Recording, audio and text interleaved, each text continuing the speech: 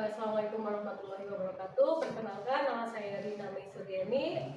Saya salon guru penggerak angkatan 9 dari SMP Telkom Purwokerto. Bersama saya Bapak Kepala Sekolah, Bapak Widiat Moko. Terima kasih Bapak sudah membersamai saya untuk melengkapi tugas modul 3.1, yaitu pengambilan keputusan berdasarkan nilai-nilai kebajikan sebagai pemimpin. Siap. Mohon maaf, nanti saya ada beberapa pertanyaan yang akan saya ajukan ke Bapak, yaitu nanti ada dari Bapak. Sebelumnya Bapak sudah menjadi kepala sekolah di SMP Telkom sudah berapa lama? Saya menjadi kepala sekolah mulai 2016. Jadi sekolah ini berdiri berapa tahun? 8 tahun ya? Sudah cukup berapa? 8 tahun. Pastinya selama 8 tahun itu sudah mengalami banyak hal nih Pak. Suka dukanya.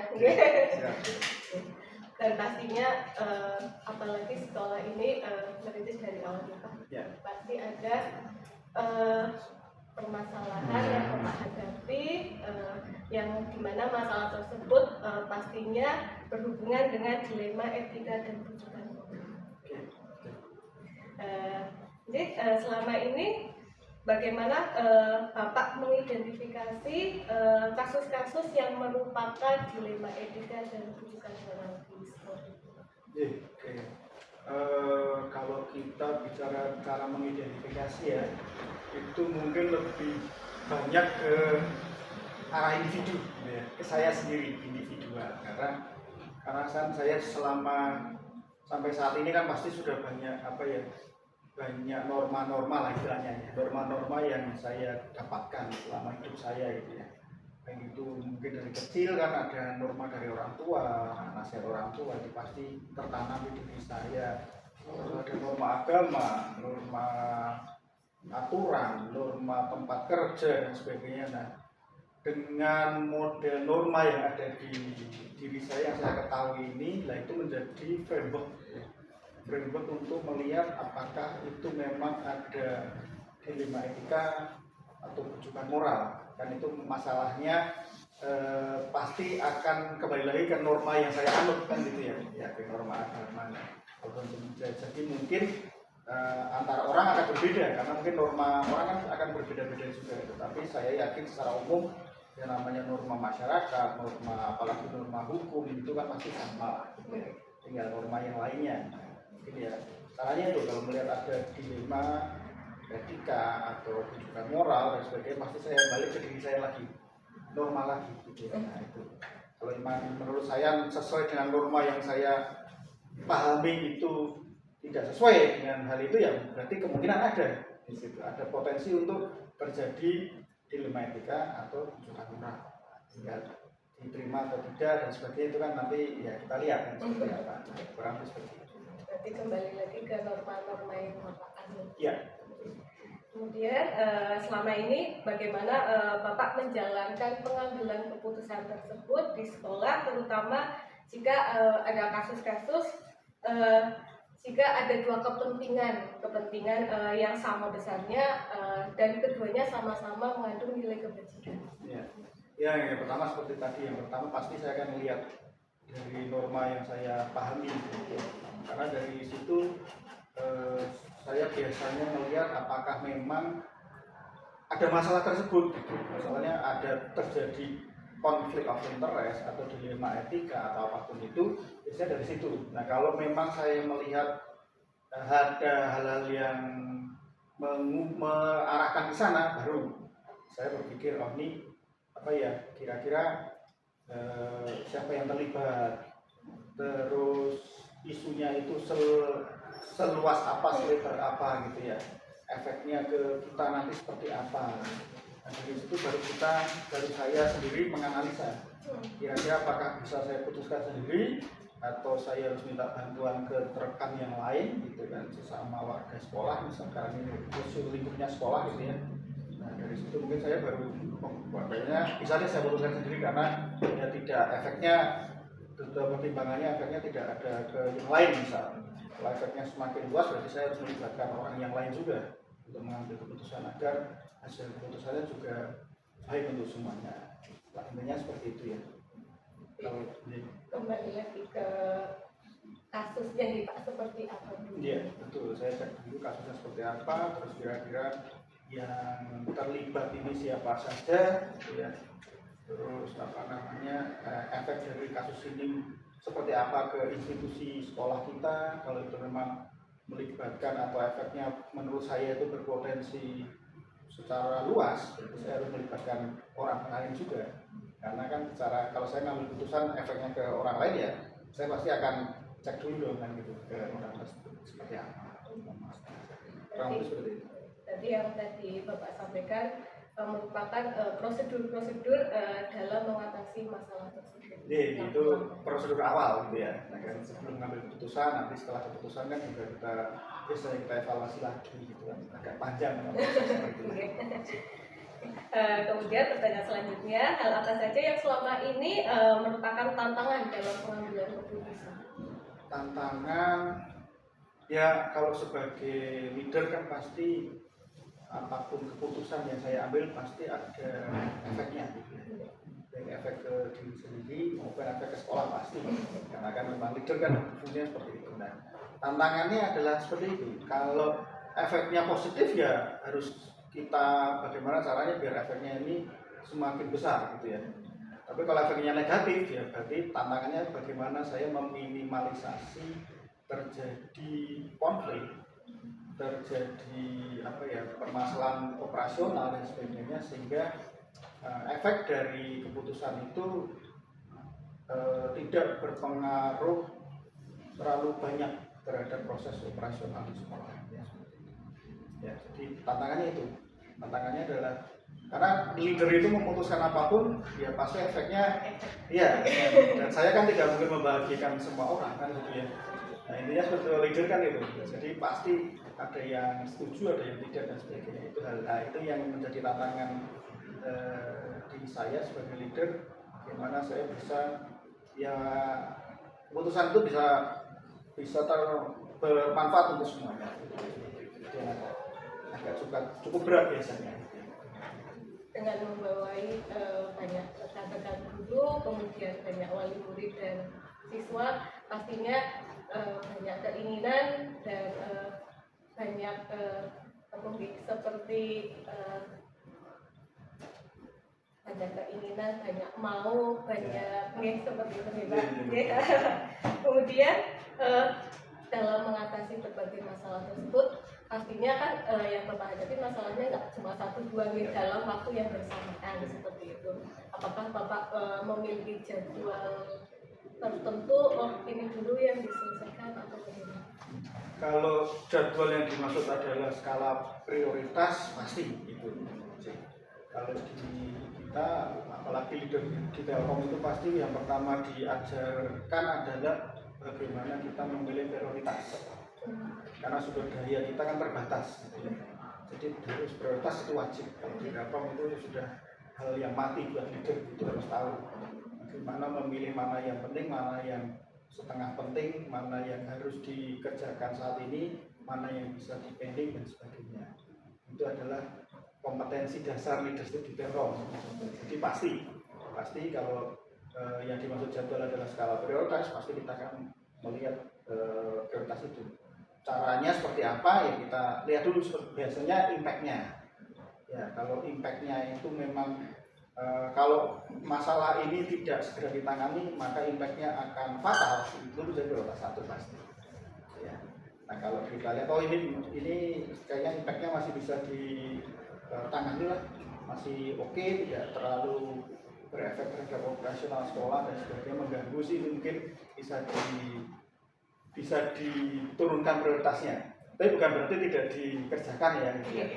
Jadi di awal kita screening awal, biasanya yang prioritas bawah itu biasanya tetap kita mengambil langkah awal tetap.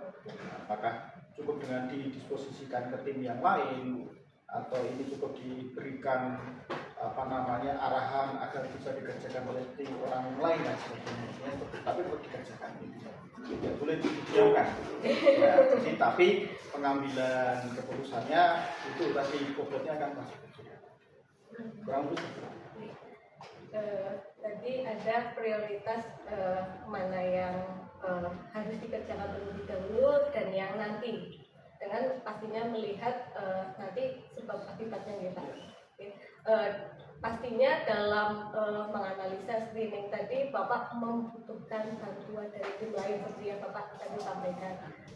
Maaf, boleh disampaikan tim atau rekan Bapak yang biasanya atau selama ini diajak bekerja sama oleh Bapak untuk mengatasi konflik-konflik tersebut? Kalau kita secara leader ya, kita punya organisasi, punya berarti kan ada tupoksi ya, ada garis komando dan sebagainya, sehingga pasti yang akan saya ajak pertama diskusi adalah secara struktur yang di bawah saya, ya, pasti di tim selevel dengan wakil kepala sekolah kan gitu ya, apa itu.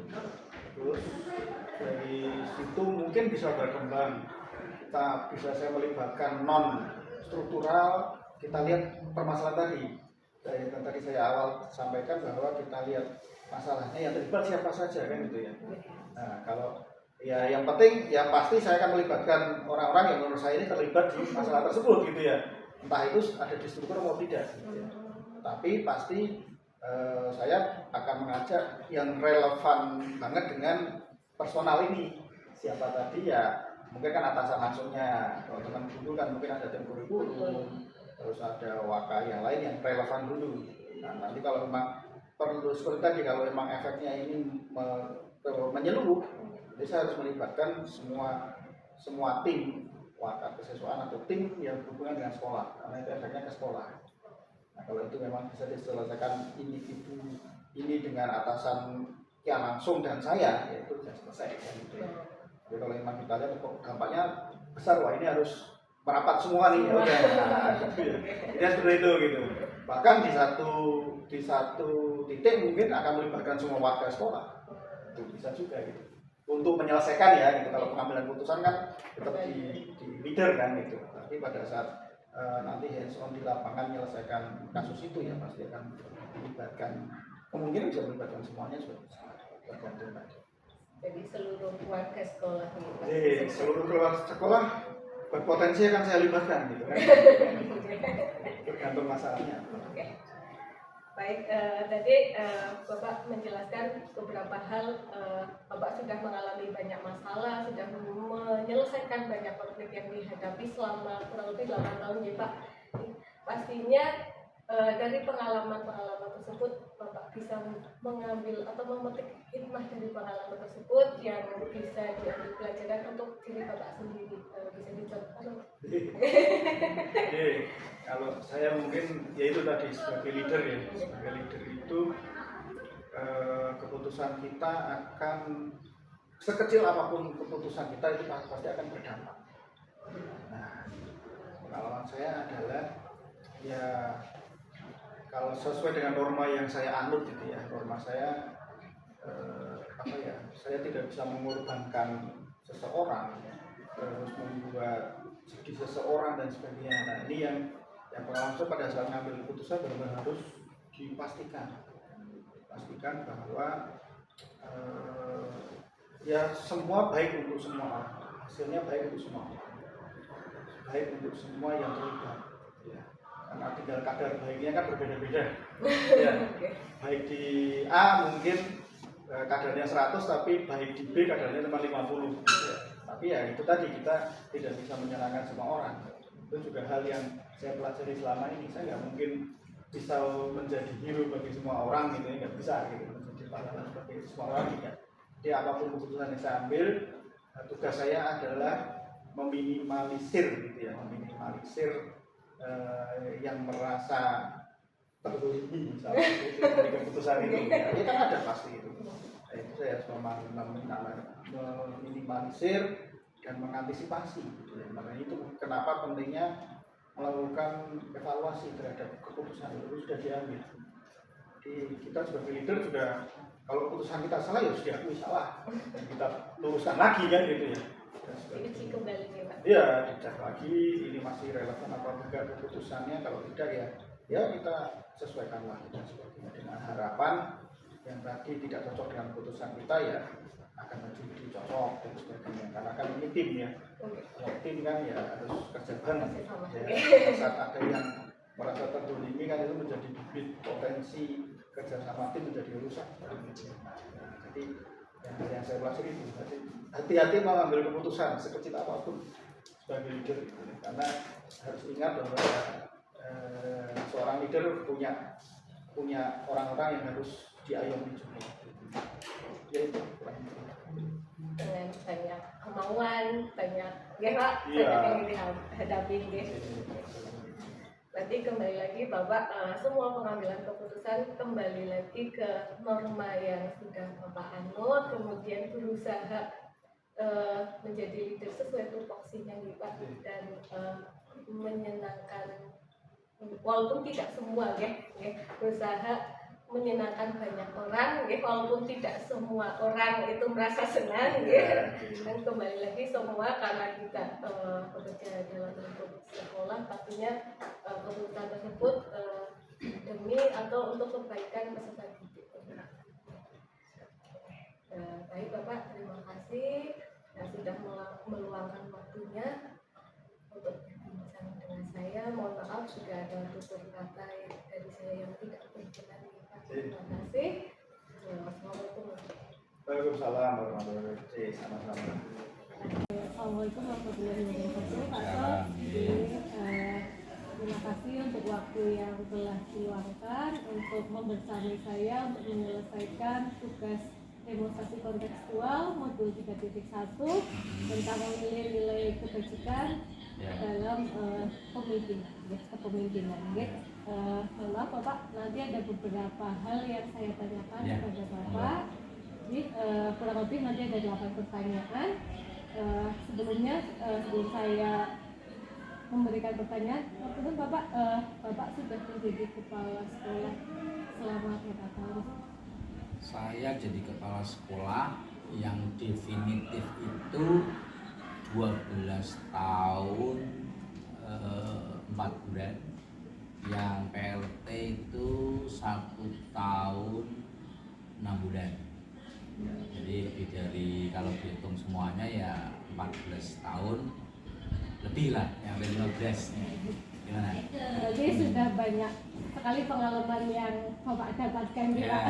banyak, ya betul. Jadi, kemudian dari beberapa waktu yang begitu lama yang Bapak menjalankan tupoksinya sebagai kepala sekolah, tentunya banyak mengalami mungkin persoalan pastinya, karena kita bekerja di lingkup sekolah dengan banyak orang, pasti ada masalah yang kecil ataupun besar Pak.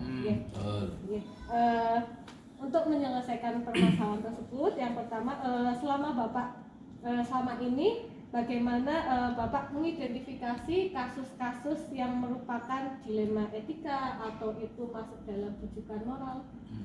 Ya, memang masalah itu banyak sekali, terutama yang terkait dengan kepentingan Bapak Ibu guru, kepentingan TU, kepentingan anak, ini semua ada. Jadi memang kadangkala ada dua sisi yang harus dipertimbangkan ketika ada seseorang menghadap saya untuk meminta keputusan apakah masalah mereka mau saya berikan ke langkah A atau langkah B. Ini memang pertimbangannya cukup banyak, terutama sekali adalah pertimbangan tadi. Jadi dua-duanya itu penting. Dua-duanya penting, misalnya masalah sekolah, kedinasan dia sebagai karyawan, baik guru, baik siswa, ini penting, dia berangkat penting, bekerja penting gitu ya, siswa belajar penting. Tapi satu sisi mereka punya kepentingan keluar atau kepentingan yang lain yang juga penting.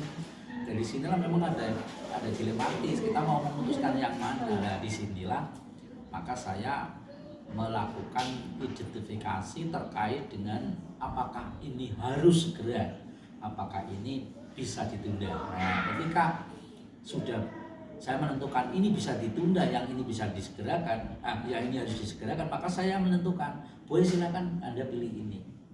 Nah ini, kalau misalkan kok ini bisa ditunda, maka kepentingan guru itu saya sampaikan, tolong itu ditunda, utamakan yang sekolah dulu. Nah, jadi sebaliknya kalau yang ditunda misalnya yang kepentingan sekolah, tidak apa-apa, sekolah bisa diwakili teman, bisa ditunda yang lain lagi, yang besok lagi untuk kehadiran misalnya konsultasi tentang apa itu. Silakan utamakan keluarga dulu atau pertemuan kepentingan yang lain. Nah, itu seperti itu. Jadi di sini ini muncul dari hati kami pertimbangan-pertimbangannya tentang apa itu yang akan dilakukan itu memang sesuatu yang benar-benar segera. Kemudian saya mengatakan, aduh kalau nggak saya kabulkan dia akan terjadi sesuatu yang fatal. Makanya saya silakan.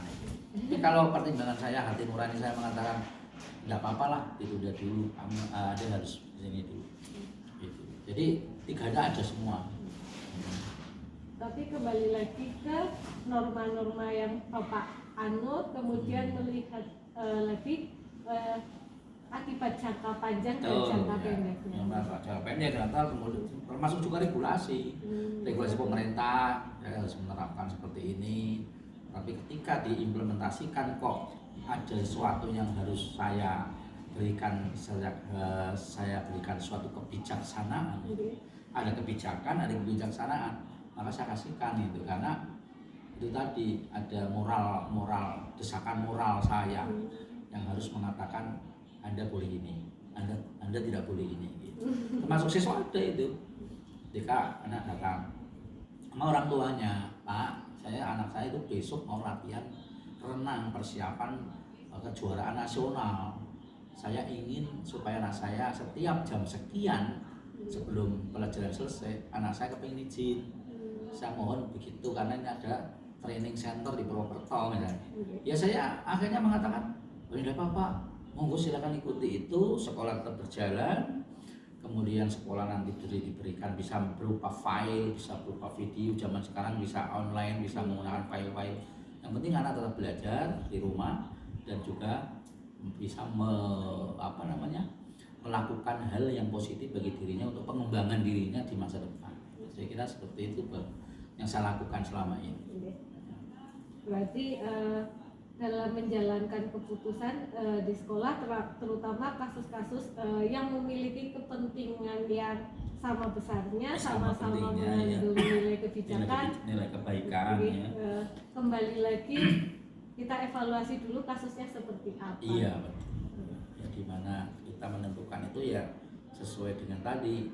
Yang penting dia, seperti dia meninggalkan sekolah, maka dia harus tanggung jawab bahwa dia harus nanti belajar di rumah, mengejar pembelajaran itu. Seperti OSN, kita kan juga mempersiapkan mereka meninggalkan kelas untuk OSN itu ya kami sampaikan kepada mereka, nggak usah takut Anda mengikuti OSN ini lebih urgent untuk kita ikuti. Kamu tuh nanti belajarnya melewati online atau melalui belajar mandiri, tidak masalah. Di samping itu juga guru saya sampaikan, Anda jangan sampai merugikan siswa. Ini siswa berjuang untuk sekolah kita, untuk masa depan mereka. Jadi berjalanlah. Dan juga pastinya nantinya demi kebaikan nama baik sekolah. Betul. Kemudian pertanyaan selanjutnya, langkah-langkah atau prosedur seperti apa yang biasa Bapak laksanakan selama ini? Mungkin secara runtutnya, misal ada masalah sampai ke evaluasinya seperti apa? Iya. Jadi ketika saya mendapatkan sesuatu itu ya, kalau saya bisa menentukan sendiri dengan beberapa pertimbangan, itu saya juga melibatkan teman-teman saya, misalnya wariswaan. Jadi pertama saya lihat permasalahannya berat apa tidak, saya lihat apakah ini perlu ada pertimbangannya ini kira-kira sama-sama berat apa enggak. Tapi kalau sudah benar-benar saya tentukan itu, misalnya pentingnya itu bisa berbeda jauh gitu, tidak sama pentingnya, ya saya langsung tentukan. Tapi kalau sama pentingnya, saya minta pertimbangan teman. waka kesiswaan, wali kelas, BK ini satu bentuk. Kalau misalnya tentang guru ya paling ya dari waka humas, dari kepala TU mungkin saya libatkan untuk berpikir sehingga keputusan saya itu tidak menimbulkan sesuatu yang lebih bermasalah lagi. Kira-kira gitu. Oke. Kemudian hal-hal apa saja yang selama ini Bapak anggap efektif dalam mengambil keputusan pada kasus-kasus yang masuk dalam dilema etika? Maksudnya yang efektif untuk menentukan itu ya, Pengambilan keputusan. yaitu mempertimbangkan urgensi. Iya. Ya, yang kedua mempertimbangkan dampak yang akan terjadi, kita meminimalisasi dampak negatifnya, ya. Kemudian memaksimalkan keuntungannya atau kebaikannya. Kemudian yang berikutnya ada tanggung jawab antara apa yang saya keputuskan dengan apa yang dia terima dari keputusan saya. Kalau dia sudah menerima keputusan saya, maka dia harus tanggung jawab bahwa ada konsekuensi logis ketika saya mengatakan ini, Anda menempuh ini ya, nanti jenengan akan begini gitu. Misalnya ada orang mengajukan tentang cuti tahunan, saya pertimbang ini nggak bisa cuti sekarang Bu, saya tapi harus cuti sekarang Pak karena ada kepentingan. Baik, tapi kalau nanti ada sesuatu jenengan siap menanggung konsekuensi, siap Pak. Oke, kalau udah siap kita sepakat. Ya. Oke. Kemudian tadi dalam pengambilan keputusan pastinya selama ini ada tantangan. Ya, Tantangan. Seperti apa tantangan? Ya, setiap masalah itu mesti ada risiko ya. Nah, untuk menghadapi tantangan saya menempuh ini, ketika saya memutuskan sesuatu memang sudah betul-betul saya pikirkan dampak yang akan terjadi. Jadi tantangannya ya risiko itu tadi, risiko itu harus kita minimalisasi, risiko negatifnya kita minimalisasi, dan saya niatnya adalah untuk kebaikan bersama. Tapi tantangannya tadi itu, ketika kita menghadapi sesuatu yang memang benar-benar dilematis, kita harus mampu untuk memberikan keputusan yang cepat dan tepat. Itu tantangan saya untuk itu yang kadang-kadang berat. Kadang-kadang saya harus membolak-balikkan pikiran sama rasa moral tadi, kebijaksanaan moral saya. Setelah itu baru saya bisa melangkah berikutnya. Tapi memang benar-benar berat kalau menghadapi masalah yang dua-duanya sama-sama penting dan sama-sama harus dikerjakan. Ini luar biasa. Itu tantangan saya. Solusinya tadi saya sampaikan. Pastinya kita tidak kita bisa timbang-timbang gitu. Membahagiakan semua orang. Nah, kita semaksimal mungkin membahagiakan semua orang dan melayani kebijakan pemerintah. Iya. Jadi, selanjutnya, apakah untuk menghadapi masalah-masalah tersebut Bapak memiliki jadwal khusus? Saya terus terang kalau ada guru menghadap kami itu kami tidak membatasi waktu. Jadi selama mereka ingin ketemu saya menyediakan waktu. Kalau saya ada di tempat di sekolah ya, dia menghadap saya kapanpun saya layani. Karena melayani mereka itu adalah prioritas, ya, apalagi yang sifatnya sangat-sangat urgent, ya, sangat-sangat penting. Peribahasanya itu kalau Jawa itu paribasane ya. Lewat WA pun saya layani, tidak harus menghadap, lewat WA, telepon. Begitu. Siap sedia gitu Pak. Ya, siap sedia melayani setiap saat. Kemudian dalam menyelesaikan tantangan tersebut pastinya melibatkan banyak orang. Apalagi di sekolah pastinya banyak orang, banyak siswa, banyak wali murid, banyak masalah. Dalam menyelesaikan masalah-masalah tersebut bisa Bapak sampaikan siapa saja yang biasanya Bapak libatkan dalam mengatasi masalah tersebut? Kalau saya menghadapi soal tentang guru itu biasanya yang saya libatkan adalah Wakahumas dan juga tim manajemen saya. Ada timnya, tim manajemen saya. Kalau memang itu masalahnya berat, melibatkan banyak komponen, maka tim manajemen saya libatkan semua. Ada kepala TU, ada Waka, ya itu ada Dalmut, itu saya libatkan. Tapi kalau masalahnya itu kecil, ya paling ya saya berkonsultasi kalau misalkan masalah itu terkait dengan guru ya saya sama Wak Humas saja, atau kalau misalkan masalahnya tentang siswa ya dengan kewakasiswaan dan BK.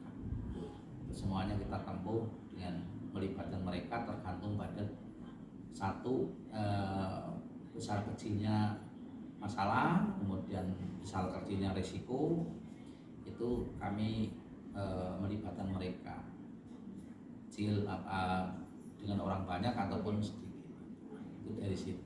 Kembali lagi ke kasusnya nih Pak, seperti apa? Ini Bapak yang terakhir, selama Bapak tadi menjadi kepala sekolah kurang lebih 14 tahun.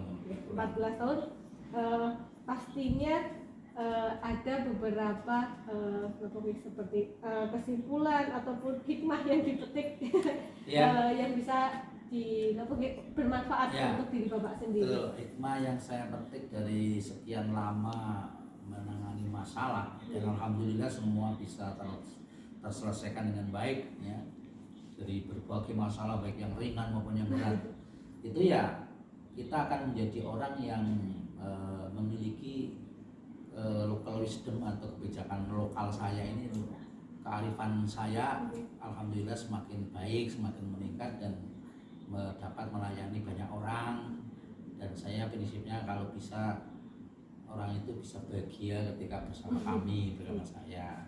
Kalau tidak ada kebahagiaan dengan kami, monggo untuk bisa memberi masukan, karena makin orang berpengalaman atau mengalami proses-proses seperti itu, saya yakin semakin matang lah ya dalam hal melakukan kebajikan pada orang lain. Kata mungkin sudah banyak minum asam garam, makan asam garam, sehingga apapun yang terjadi ya alhamdulillah kita tidak ada istilah marah kalau menghadapi kesalahan, menghadapi orang ada masalah halangan bekerja atau ya. Yang penting kita lihat akar masalahnya, kamu kok misalnya Anda terlambat kenapa, itu saya wawancari dulu, saya konfirmasi. Jadi tidak sekonyong-konyong ada laporan ini langsung dilabrak, langsung dimarahi, tidak. Ya, karena kita sudah melihat bahwa semua manusia ini memiliki kepentingan, dan kepentingan itu harus kita pahami akar masalah apa yang harus kita bicarakan sehingga masalah yang dihadapi Bapak Ibu guru, TU, siswa ini bisa terselesaikan dengan baik. Baik Bapak, mungkin cukup sekian beberapa ilmu atau pengalaman yang Bapak bagikan kepada saya. Terima kasih untuk waktu yang sudah disediakan. Mohon maaf kalau jika ada tutur kata yang tidak berkenan ya Pak. Terima kasih. Assalamualaikum warahmatullahi wabarakatuh. Waalaikumsalam.